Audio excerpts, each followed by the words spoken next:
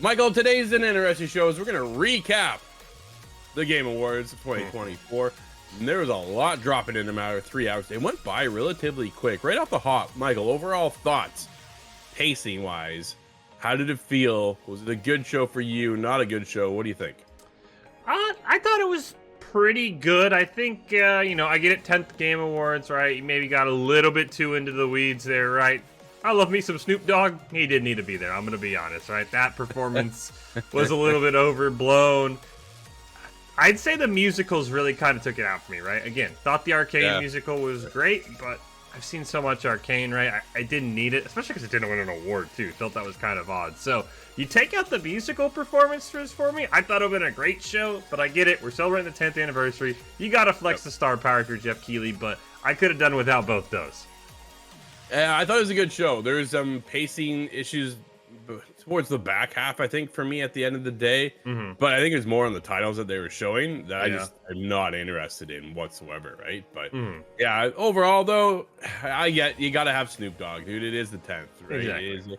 It is a big event last night. It is a star-studded event to showcase, hey, you know what? We are just as big as everybody else when it comes to the award shows. True. So look out. And we are actually the biggest form of entertainment around. So it's one of those things, right? Highlight what we can pull in. And when you pull in the names of like Snoop Dogg, Harrison Ford, right? Like there's some pretty big things going on there. So let's get into it. This is how it all went down last night. We got the best performance went to Milena Juergens over for Hellblade 2, Senua's Saga, which was fantastic. Oh, yeah. World premiere of The Witcher 4.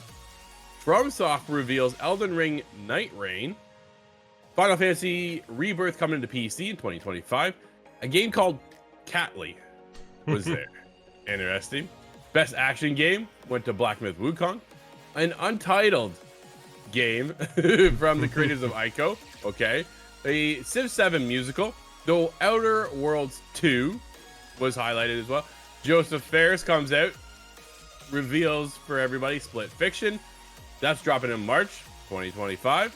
And then the Game Changer Award, which was a brand new award, Amir Satvat, which was, I thought, really, really cool. Yep. He's there to take care of those job losses throughout our industry, which has been monumental over the past couple years, right? Steel Hunters revealed. We got into Black Frost The Long Dark 2. Borderlands 4. Clive joins Tekken 8. Most anticipated game went to GTA 6. Nobody expected that one, right? Best multiplayer game went to Helldivers 2. Nice. Best community support was Baldur's Gate 3. Best art direction was Metaphor, which I thought was really cool. Fantasio or whatever you call it last one. Gate 2 was shown off. Arcane the musical, very, very cool. World premiere with Virtual Fighter. Couldn't believe that was there. World premiere of Project Century. Hideo Kojima came out to showcase off the best game direction. Went to Astrobot. Another world premiere went to Turok Origins. That was a shocker. Helldivers 2 Omen of Tyranny was revealed. Warframe 1999 was showcased with the date of December 13th. So that is out now as well. Yep. Power World update getting Fay Break. I think that's one we probably will talk about here shortly, eh, Michael? Oh yeah, excited for that one. 23rd. Best indie went to Balatro. Yeah. Sweet. Animosha, Way of the Sword, revealed for 2026. The first Berserker, Kazaa, was March 2025. World premiere of Arad, Dungeon Fighter. Dude, this is where we start to kind of taper off for me a little bit, right? Yep. Dying Light the Beast was revealed for summer of 2025. Best action adventure game went to Astrobot. Best RPG was Metaphor once again. Content creator was Queso. Best sports was dude, this one had I mentioned it last night on the stream. This was EA's FC game, right? It's their departure from FIFA, and they win the best sports game. Take that, FIFA, in your greedy little pockets, right? Best sim strategy went to Frostpunk 2. Very, very cool. Great game, December 17th. Snoop Dogg comes out for best ongoing game. Helldivers 2 takes that one. That was a stacked lineup there. Another world premiere was Stage Fright. Published, I believe, by Hello Games, which I was like, wait a second. We get into world premiere, Game of Thrones King Roads for 2025. Very cool. Double Dragon Revive, October 24th, I believe, for 2025. Screamer coming in 2026. The Last of Us Part 2 Remastered. I was like, what is this doing here? PC revealed, coming on April 3rd, 2025. Best TV adaptation was Fallout. World premiere was Den of Wolves. That was gameplay. Then Snoop Dogg came out for his performance. Best score was Final Fantasy VII Rebirth. Very cool. World premiere was Sonic Racing Cross Worlds. Dude, that was the weirdest premiere I've ever seen. Yeah, it was kind of weird. Wait, like just a flash in the pan. I was like, whoa, what? You didn't even show anything. Then we dove into Mafia Old Country, Summer 2025. Best independent game, Balatro. Best mobile, Balatro again. Hellblade 2 gets the best audio design, which makes a ton of sense. Yeah. Player's voice went to Black Myth Wukong. Makes sense. Yep. Right? Nice to see that. Nikki Infinity was shown off for some weird reason. World premiere of Dispatch coming in 2025. That was a weird one too. Sam Lake gets out there to reveal the best narrative award. Goes to Metaphor once again. Akami sequel is now on the way, which I thought was cool. That's a shout back to like, dude, I want to say it was like PS2 days. Yeah, like that's how old the original was, right? So Crimson Desert gets a late 2025 release announcement. Then we got a world premiere of Intergalactic, the Heretic Project or Prophet. That's from Naughty Dog. This is their next game. And then it all wrapped up with the game of the year going to Astrobot. Wow. Didn't see that one coming, but Michael, we're going to go to the top of our list here. And we're going to get into some of the highlights and how we feel this all broke down and where things kind of shine for us. Yep. Let's talk about it right off the hop. To start off the world premieres, Michael, did you expect to see The Witcher 4? I'm pretty sure I said on this show I thought we'd see it, then you tried to talk me out of it, Drew. So I'm happy we saw this. Again, very minimal gameplay, a lot more CGI. We did kind of get that confirmation, right? Ciri probably going to be... Actually, no, I think Jeff Keighley did say Ciri is going to be the main protagonist in the story. Curious to see what, Geralt's role is going to be. Is this going to be transitioned away? Does he stick around? But yeah, no, I'm excited we saw this. Didn't get a date. I mean, again, this is 2027 probably at the earliest, but I'm glad we got this to kind of finally end all the rumors. Hey, Geralt's not going to be there. We'll see what his role is. But yeah, this was a powerful start to the Game Awards for sure.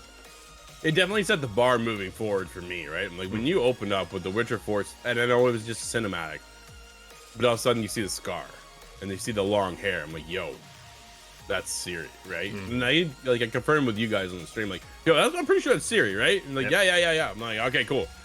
Let's go. So they are passing the baton over finally, right? That is the end of Geralt. We just saw recently, we covered the voice actor Doug Cockle getting his hand slapped for mentioning his time with or possibly in The Witcher 4. But it sounds like he's definitely taking a step back and more of a guiding hand than to be actually the forefront of The Witcher. Dude, fighting that creature that Caleb joined us on stream last night, so he called it like this spider wolf looking thing, spider werewolf. Yeah, right. So it's, how much do you expect the game to look that way though in the final product when we get into it? Now we know that CD Projekt Red has moved over to Unreal Engine 5. It's no longer their own engine, right? They are working on Unreal Engine 5 products now. So when they get into that, dude, I'm almost expecting pretty close to that cinematic to be what I'm playing as. Wouldn't you feel the same? Yeah, especially, I mean, what we're talking about 2025, 2026, 2027, maybe 2028. We didn't get a release date or even a hint at one, right? So by the time, we're talking next-gen consoles. Now we're talking, I mean, is that 60 series, right? I mean, we're already about 50 series about to come out, so are we talking 60 series by the time Witcher 4 is coming out? So yeah, I'm thinking if you are top of the line on PC, you're going to be really, really close to that cinematic-esque gameplay. Console's probably a little bit behind, right? And then it'll scale down depending on what you have in your PC. But yeah, I'm thinking if you've got top of the line, 60, 90s potential by the time this game comes out, you're going to be playing almost exactly what you saw in that trailer. That would be insane. Dude, absolutely insane. But yeah, blown away. And then it quickly moved on, and we're like, whoa, what is happening here? What is this? Elden Ring Night Rain coming in as a co-op action adventure in 2025. Michael, did not see this one coming, did they? Said standalone game, brand new game, right? How excited are you for this one? Because I know I actually am to go in. Now, granted, Elden Ring is co-op. You can get in there co-op. But this felt like we're sitting there, we're watching going, this is a battle royale? Like, we had so many questions and we're just scratching our head about it. What do you think? Yeah, I mean, this is a lot more than like, hey, I'm going to summon you in, you're going to help me out, and then you're going to go away. This definitely looked like, as you said, we're like, they're showing a lot of co-op gameplay. Is this a battle royale? Is this an MMO? So no, I'm pumped for this. As you said, they said standalone game. Maybe they do, maybe they didn't, because I think if you want to say biggest loser of the night, it was Elden Ring, right? We had all this talk. Could Erdtree go wild? As you heard in the recap, Drew didn't mention their name a single time. Absolutely shut out of the awards. I don't think that's going to be the case for Night Rain, especially because it's standalone. So no, this has me hyped, right? You and I aren't Souls guys, but the fact that we basically kind of infinitely party up, it's not going to be like, hey, let me summon you over here. All right, you're going to help me for a bit. All right, I'll summon you back over here to help me out. But no, the fact that they got us co-op, oh, this is going to be great. And this was the start, Drew, of the, hey, we're coming in 2025, but there's this game called GTA 6 that nobody knows about, so we're not going to give you guys a commitment. Just, we're coming next year TM, depending on what GTA and Rockstar say. Yeah, everybody's terrified right now where GTA's landing. So very few games actually gave us a concrete date, right? Then we got a strange reveal, an untitled game from the creators of Ico. And I was like, yo, what are we watching? This guy looked like almost like a modern era of Ico, the character, climbing up this massive robot, jumps in the head, disconnects the spine, and hovers as this wave of some kind of black, I don't know, you get like a mist or I don't know. A sandstorm, almost kind of what it looked like. Yeah, I guess so, right? And then it just demolished the rest of the robot. And then that's all we saw. I was like, all right, cool. All right, I'm looking forward to it. We got the reveal of Outer Worlds 2. I wasn't really in on Outer Worlds 1, Michael, so I'll be honest. This one, I know people were losing their minds. I thought it was cool. Will you jump into it? I'm the same as you, right? Outer Worlds is one of those games like dang, I want to check this out. Other stuff came out, never really got a chance to hop in, saw it from a distance. I was like, okay, like, it has that, like, Fallout New Vegas feel, right? Which they worked on that game, so it makes sense. So yeah, I think it's one of those, depending on where we are in 2025, I might check it out, but 2025, we've already said, is a stacked year. So again, I'm with you. I wasn't as hyped as other people, but I still think great game. Glad it got a sequel. Well deserved for sure. And it's coming to PS5. Dude, it's the Xbox Studio. The Xbox Studio, once again, going to PS5. I'm like, okay. But it's coming in next year. Split Fiction, Joseph Ferris's latest game. Co-op, once again. A heavy split between sci-fi and fantasy. And these two worlds colliding. And then you'll be in one section, and then you'll be bouncing over to the other. I thought it looks cool. March 6th. One of the few games that had a concrete date for us to get into. Very hyped for this one. Cannot wait. I think Hazelight is just a special studio, Michael. Yeah, no, this game looked awesome, right? Like, I definitely think this is one of the games you said had a nice release date, March 6th, pretty early in the year. Kind of going to be right after that Monster Hunter Wilds initial hype starts to die down. I think this is going to be a sneaky good March game, right? March doesn't have a lot of big release. We talked about it's all in February.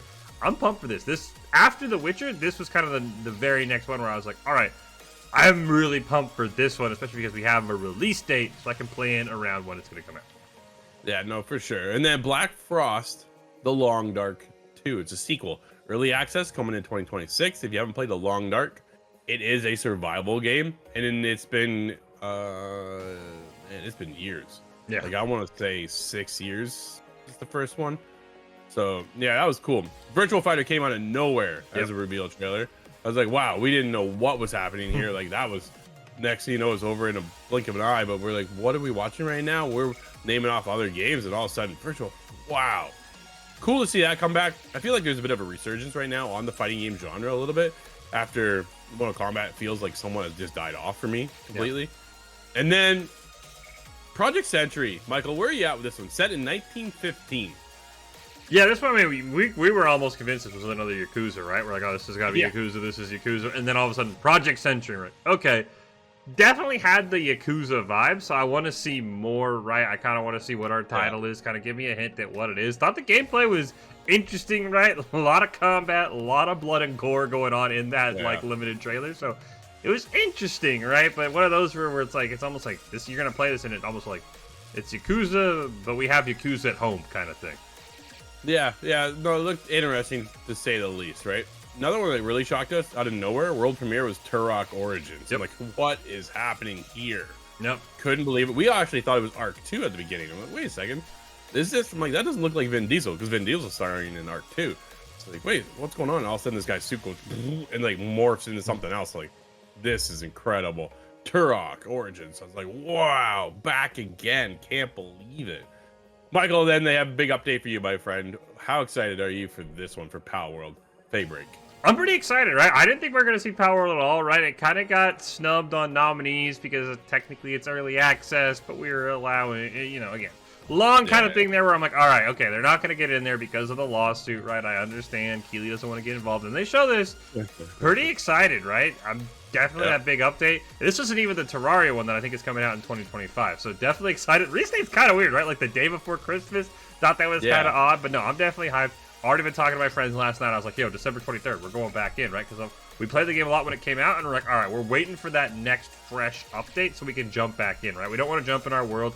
Some people missed out. Some people are behind. We're like, all right, next time we get a fresh update, we're going in. So definitely hyped. Trailer was silly as always with Power World. Glad to see they're basically telling the Nintendo to shove it with their lawsuit. Could not be more excited to see where this is going to go. I'm excited for Game of Thrones King Rhodes. That one has been a big surprise. Coming in 2025, no concrete date yet. Realistic looking. Looks like it's going to follow the story with a twist. So definitely pumped about that one. Mafia Old Country got a full gameplay reveal. Dude, I cannot wait. It looks really good. So yeah, it's been a while since we've seen a Mafia game, right? So to be able to jump back in, Hangar 13 returns once again as the developers. So pretty pumped about that. Crimson Desert finally gets a release date, late 2025. Don't like that. Dude, I do not like that. The sheer scope of this game alone has me terrified to get in here because GTA 6 is coming.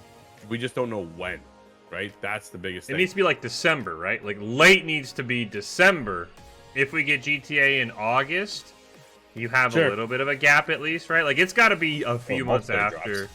But I mean, yeah, sure. Again, I'm just trying to say if they're going to stick to their late plan, they've got to be 2-3 months after GTA. I mean, there's dragons in the trailer. I mean, this game, as you said, this game looks sick, and I'm kind of bummed. It's I think going to get sucked up in the GTA vacuum.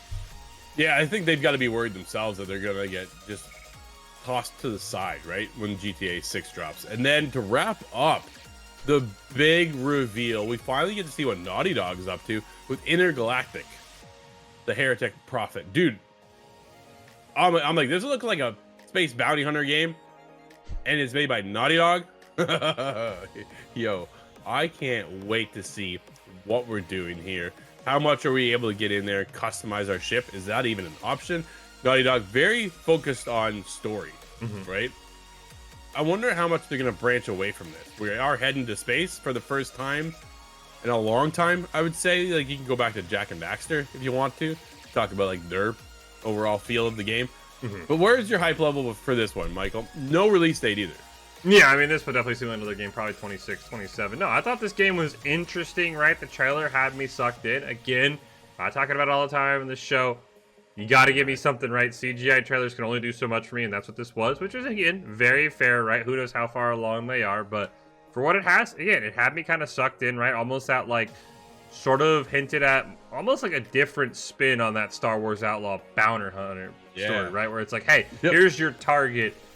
Go accept it, right? Can you go take down this guy? You're going to get a bunch of credits, right? So, no, this game was pretty good. Shame on Jeff Keighley, by the way. Everybody I've talked to thought he was hyping up a GTA 6 trailer, and then we could kind of get this spin to Intergalactic, right? So I do think that kind of sucked the wind out. Now, maybe that's on us for expecting GTA 6, but just the way he phrased it, a ton of people that I was talking to were like, yeah, I thought that was GTA 6. And then it ended up being Intergalactic.